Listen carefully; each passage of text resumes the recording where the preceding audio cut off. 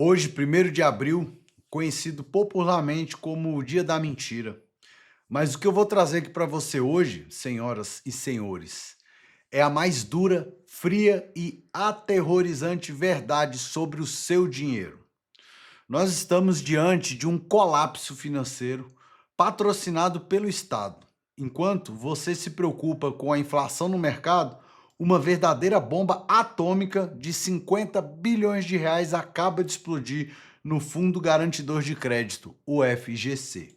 E a fatura? Os grandes bancos já estão negociando com o Banco Central para que você pague a conta. Mas o buraco é infinitamente mais embaixo. Hoje eu vou revelar o pacto de silêncio selado a portas fechadas entre Lula e o STF. A mordaça imposta também ao COAF e a farra bilionária no Congresso para abafar o caso Banco Master. Fica aqui comigo até o fim, porque o seu banco pode ser o próximo. Prestem muita atenção nisso. Você já sabe que agora, aqui no YouTube, o algoritmo lê os seus comentários. Então, deixe o seu comentário se você tem medo de que seu banco também seja liquidado, se isso atinja ele. E vamos começar pelo dinheiro, porque é ele que move o sistema. O escândalo do Banco Master saiu do controle político e virou um risco sistêmico. O próprio André Esteves, chairman do BTG Pactual, fez a pergunta que ecoa na Faria Lima. Como pode um banco pequeno criar uma bomba de 50 bilhões de reais no FGC? Como a resposta é simples, com aval de Brasília. E o efeito dominó já começou. O especialista financeiro Thiago Nigro, do Primo Rico, veio a público com um alerta gravíssimo. O Banco de Brasília, o nosso conhecido BRB, pode ser o próximo a ser liquidado pelo Banco Central. E aí, meus amigos, isso vai levar exatamente para o mesmo destino do Banco Master. E suas economias, o salário do servidor público, a aposentadoria, tudo está em jogo enquanto a elite financeira tenta se salvar com dinheiro de vocês, o seu. Então, já vou colocar aqui na tela, já dei o pontapé inicial nas nossas matérias, mas eu quero aqui trazer para vocês agora as duas matérias que eu já comentei, e uma tá lá no Law Letter, tá, pessoal? Aqui, ó, pronto. Como pode um banco pequeno criar uma bomba de 50 bi? André Esteves, aqui, ó, dono do BTG, né? Então, essa é a matéria e, em resumo, é o que eu já comentei para vocês, mas o escândalo do Banco Master passou a produzir um novo efeito no sistema financeiro. A necessidade de recomposição do caixa do Fundo Garantidor de Créditos. Segundo reportagem do Estadão, Itaú, Bradesco, Banco do Brasil, Santander e Caixa podem desembolsar cerca de 30 bilhões para cobrir o rombo deixado no FGC. De acordo com a publicação, os bancos negociam com o Banco Central a liberação de compulsórios para mitigar o custo dessa recomposição. O movimento ocorre depois da liquidação do Master e do impacto gerado sobre o fundo, que é acionado para ressarcir investidores e depositantes dentro dos limites legais. A dimensão do caso também reacendeu o debate sobre regulação, supervisão e estabilidade institucional no sistema financeiro. Em fala pública nesta terça-feira, o chairman do BTG Pactual, André Esteves, questionou como um banco de menor porte pode criar um rombo bilionário no FGC, associando o episódio à necessidade de fortalecer regras e previsibilidade no ambiente de negócios. O tema vai além da conta entre bancos. A discussão agora envolve quem absorve o custo da crise, como o fundo será reequilibrado e quais respostas regulatórias podem surgir depois de um episódio que já se tornou um dos mais sensíveis do sistema financeiro recente.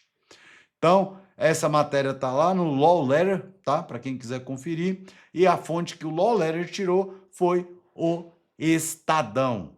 E conforme eu falei para vocês também, vamos ver agora o vídeo aqui desse Thiago Nigro. Galera, o Banco Central acabou de anunciar que o Banco Regional de Brasília pode ter o mesmo destino do Banco Master. É isso mesmo que você ouviu. O Banco Central ele não descarta uma liquidação no BRB. E para quem não acompanha essa história, o BRB comprou dezenas de bilhões de reais em carteiras de crédito do Banco Master. Só que depois foi descoberto que boa parte dessas carteiras não tinha lastro. Ou seja, eram créditos podres, sem garantia real nenhuma. E mesmo assim, a compra foi feita.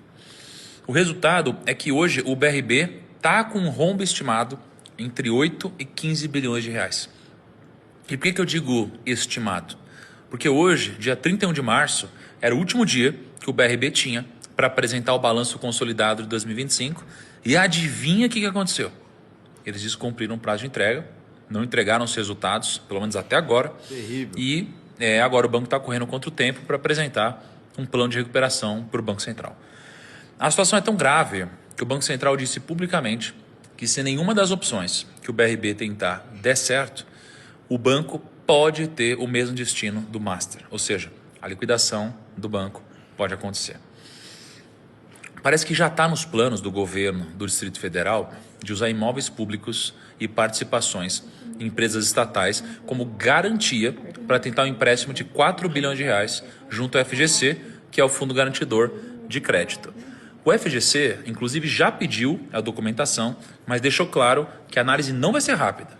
E sabe o que mais me preocupa nessa história? É que o BRB tem hoje mais ou menos 52 bilhões de reais em depósito de clientes. Então, se o banco for liquidado, o FGC teria que cobrir boa parte desse valor. Só que eles acabaram de passar por várias outras liquidações. Teve o Master, teve o Will, o Banco Pleno. Olha aí, pessoal. Olha, desculpa eu pausar, mas olha o tamanho do rombo que já tá aí. E olha, todo dia é anunciado uma nova instituição financeira que está sendo liquidada, hein? E todos esses bancos tiraram grande parte dos recursos do FGC.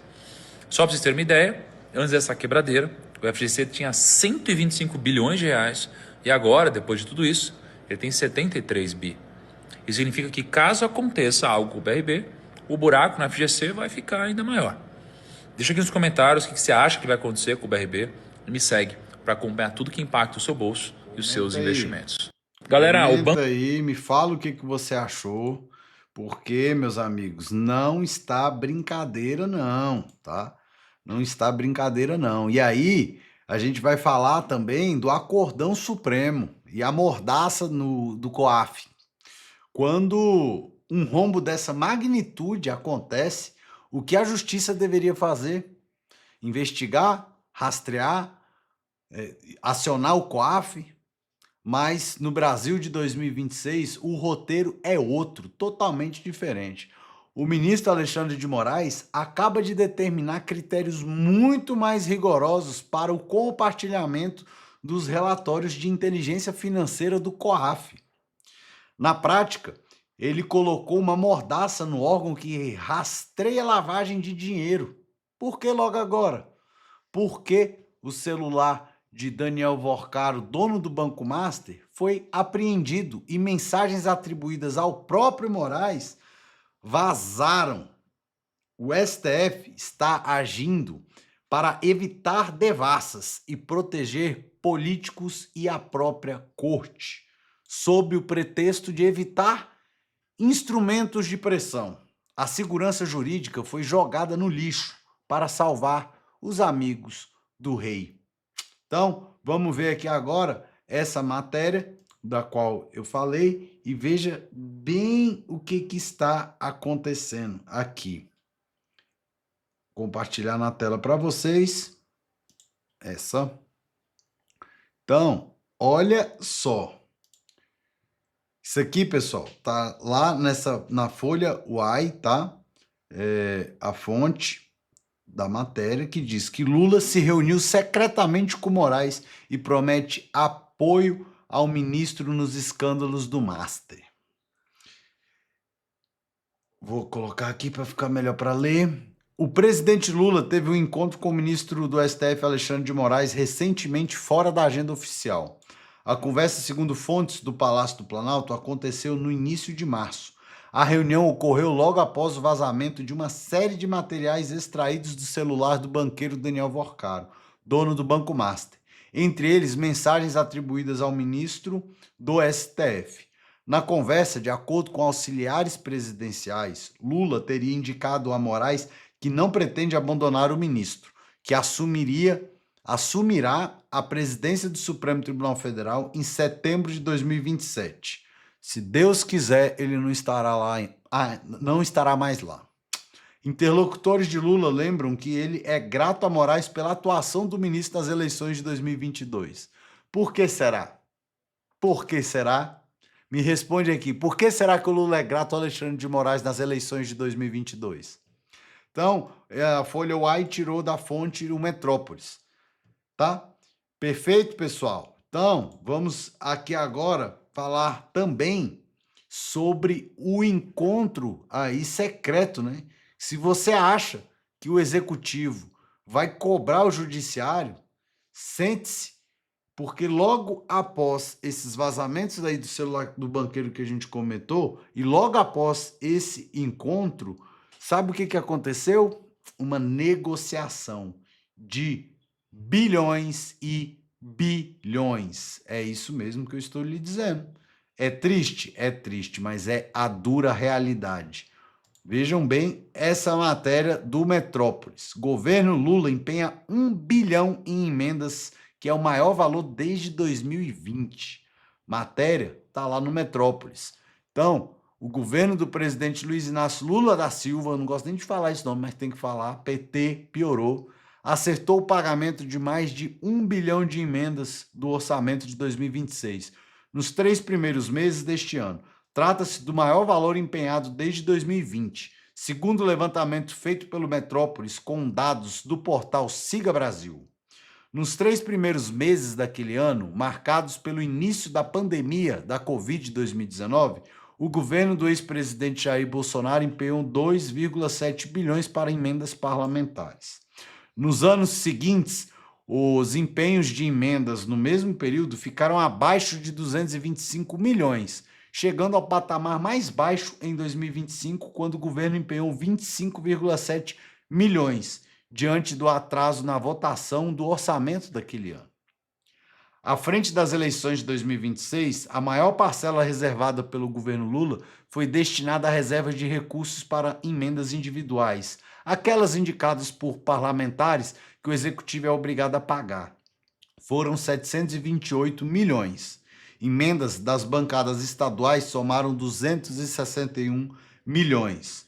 No começo do ano, em meio a uma tentativa de se reaproximar à cúpula do Congresso após um fim de ano conturbado por votações polêmicas na segurança pública, o governo Lula empenhou 1,6 bilhão de emendas de anos anteriores.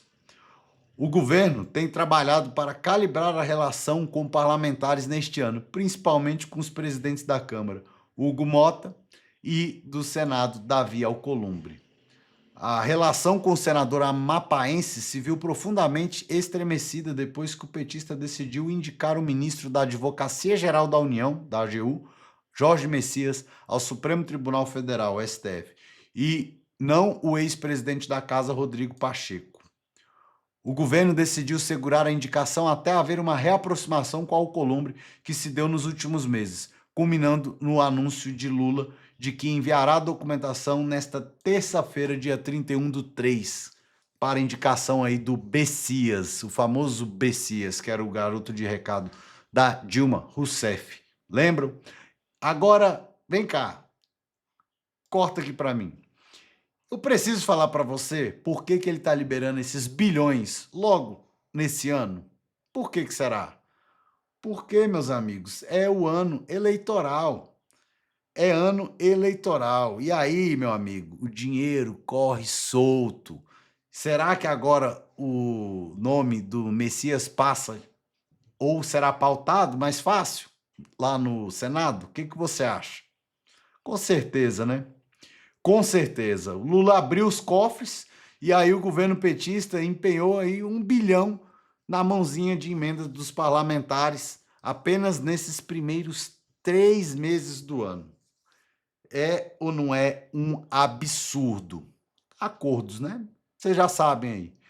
O que estamos presenciando é a formação de um escudo impenetrável. De um lado, você tem um buraco de dezenas de bilhões no sistema financeiro.